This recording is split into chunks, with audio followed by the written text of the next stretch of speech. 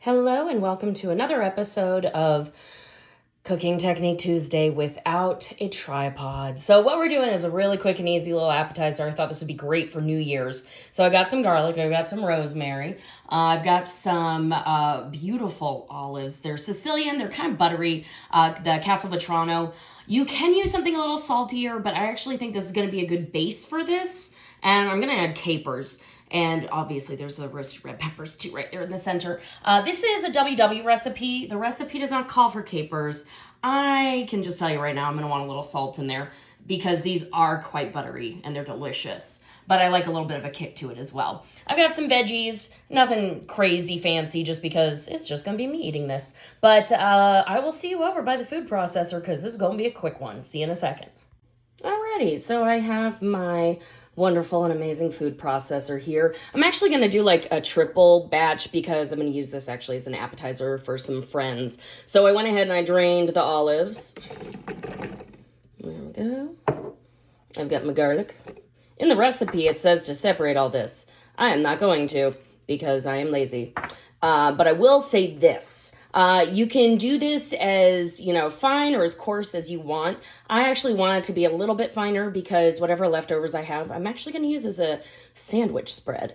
So, and I like a good, finely processed tapenade. So if you want it a little coarser, I would probably cut up the garlic a little bit because what I'm going to do is let this thing just kind of do its business and go for a couple, maybe 30 seconds or so. We'll just kind of go by the texture of it. So let me go ahead. I'm going to add in some roasted red peppers. And I love this brand. It's called Mezzetta. They're the only brand I like. I just feel like they have so much flavor. So there we go. Get a little bit more in there. Like I said, I'm doing kind of a larger batch, so go. This is tough doing this one-handed. Alrighty.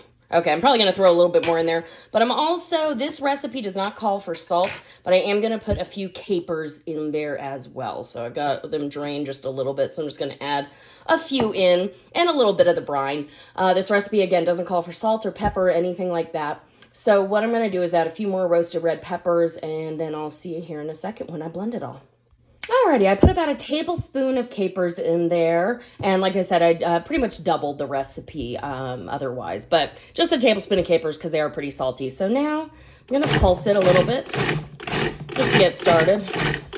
As you can see, it's already starting to get nice and chopped up, but I'm going to go ahead and let this spin.